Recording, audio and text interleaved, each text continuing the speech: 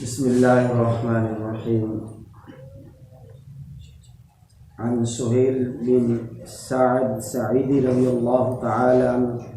قال قال رسول اللہ صلی اللہ علیہ وسلم بشر المشائرین فی الظلم الى المساجد بالنور التام یوم القیامہ او کما قال علیہ الصلاۃ والسلام۔ حضرت سہیل رضی اللہ تعالیٰ عنہ ارشاد فرماتے ہیں کہ حضور اکرم صلی اللہ علیہ وسلم نے ارشاد فرمایا، جو لوگ اندھیروں میں مسجدوں میں بکثرت جاتے رہتے ہیں ان کو قیامت کے دن پورے نور کی خوشخبری سنا دیجیے۔ بس میں میرے بھائی دوستوں بزرگوں، یہ حدیث مبارکہ بھی نماز کے فضائل کے بارے میں ہے کہ اللہ تبارک و تعالی نے اپنے محبوب صلی اللہ علیہ وسلم کو ارشاد فرمایا کہ اے میرے نبی، ان لوگوں کو خوشخبری سنائیں جو دنیا کے اندر اندھیروں میں بکثرت مسجدوں کو جاتے ہیں، نماز ادا کرتے ہیں، میں اللہ قیامت کے دن ان کو پورا نور عطا کروں گا۔ یہ بھی مساجد کو آباد کرنا، مسجدوں میں جانا، بعض نماز کے اندر ایسے اعمال ہوتے ہیں میرے بھائی دوستوں بزرگوں جس کی بہت بڑی برکات ہیں، اللہ تبارک و تعالیٰ نے اس کی بڑی ہی برکتیں رکھی ہیں۔ ایک حدیث میں آتا ہے جب آدمی وضو کرتا ہے اور وضو کر کے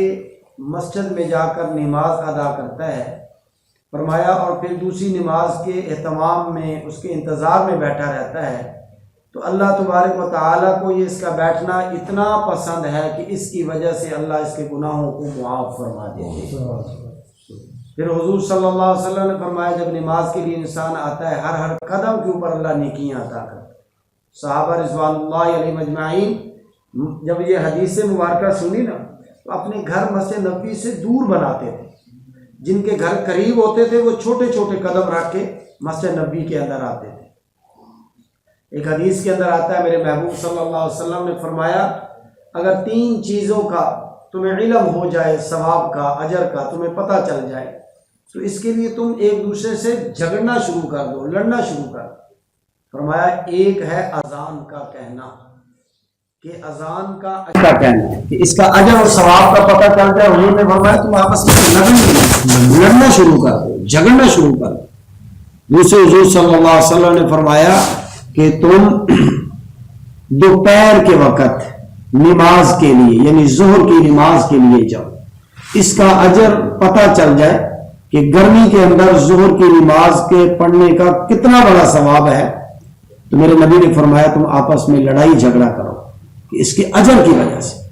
تیسری بات فرمائی کہ پہلی صف کے اندر نماز پڑھنا اس کا کتنا بڑا اجر ہے۔ آج ہم یہ دیکھتے رہتے ہیں کہ اقامت ہو رہی ہوتی ہے، لوگ پیچھے بیٹھے رہتے ہیں، بھائی آگے کھڑے ہو جاؤ، ہم پیچھے کھڑے ہو جائیں۔ میرے بھائی جب پہلی صف کے اجر اور ثواب کا پتہ چل جائے نا تو کتنا بڑا اللہ پہلی صف کے اندر اجر عطا فرماتے ہیں، ثواب عطا فرماتے ہیں۔ تو تم پہلی صف میں کھڑے ہونے کے لیے ایک دوسرے سے لڑائی کرو، جھگڑا کرو کہ بھائی میں نے کھڑا ہونا، دوسرا کہا میں نے کھڑا ہونا۔ اتنے بڑے نماز کے فضائل اور نماز کی برکات میرے محبوب علیہ الصلوۃ والسلام نے ارشاد فرمایا۔ یہ صرف دنیا کی برکات نہیں ہے، دنیا کے معاملات نہیں، اللہ کے نبی نے قبر کے معاملات، آخرت کے معاملات نماز کے ساتھ رکھ دیے کہ دیکھو نماز انسان ادا کرتا ہے تو صرف دنیا کے معاملات اس کے حل نہیں ہوتے بلکہ اس کے آخرت کے معاملات بھی اللہ حل فرما دیتے۔ تو نماز کے اندر کچھ جو مسائل ہم بیان کر رہے تھے اس کی نماز کی شرائط میں ہم نے جو بیان کیا تھا اس میں تھا ایک جگہ کا پاک ہونا، جگہ کا پاک ہونا نماز کے لیے شرط ہے۔ اور فرماتے ہیں اس میں ایک مسئلہ رہ گیا تھا جو میں ابھی عرض کرنے لگا ہوں، اس کو تو مسائل عرض کر دیے تھے کہ جگہ کا پاک ہونا شرط ہے، ناپاک جگہ کے اوپر نماز نہیں ہوتی۔ اس کا ایک مسئلہ ہے کہ ایک آدمی نماز پڑھنا چاہتا ہے مسجد کے علاوہ، مسجد تو ویسے ہی پاک جگہ ہوتی ہے، کوئی گراؤنڈ میں یا کسی پارک کے اندر گھاس کے اوپر یا گھر میں کوئی جگہ ہے جہاں پہ نماز پڑھنا چاہتا ہے تو فرمایا کہ اس کے لیے حکم ہے کہ وہ موٹا کپڑا بچھا کر نماز پڑھے۔ اس میں ایک شرط آتی ہے کہ کپڑا باریک ہو، جس کپڑے سے ہوا کا آ جائے، مہک آ جائے نیچے سے کسی چیز کی، یا چیز نیچے والی نظر آنے لگے تو ایسے کپڑے پہ نماز نہیں ہوتی۔ موٹا کپڑا ہو جس سے اس کی میٹ بھی اوپر نہ آئے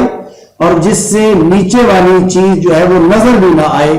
ایسا کپڑا گراؤنڈ میں یا پارک میں گھاس کے اوپر بچھا کر نماز پڑھی جا سکتی ہے، لیکن موٹا کپڑا ہو، بڑی کپڑے پہ نماز نہیں۔ اور جو ہم نے کل مسئلہ بیان کیا تھا نیت کا، کہ نیت شرط ہے نماز کے لیے، لازم کرنی چاہیے۔ اس میں فرمایا کہ ایک مسئلہ آ جاتا ہے کہ بعض لوگ کہتے ہیں کہ ہم تو گھر سے ہی نیت کر کے چلے تھے، پڑھنے کے لیے جا رہے ہیں، لیکن اس میں کہا گیا ہے کہ جو زبان کی نیت ہم کرتے ہیں اس میں اور تکبیر تحریمہ کے اندر اور کوئی چیز حائل نہیں ہونی چاہیے۔ مثال کے طور پہ کوئی گفتگو کرنا یا کوئی کھانا یا پینا، کوئی ایسی چیز اگر یہ چیز درمیان میں آ گئی نیت کے اور تکبیر تحریمہ کے تو پھر آپ کی نیت نہیں ہوگی، نیت دوبارہ کرنی پڑے گی۔ اس لیے نیت کے لیے شرط ہے کہ اس کے اندر کوئی چیز نہ ہو۔ اس لیے فرماتے ہیں کہ ہم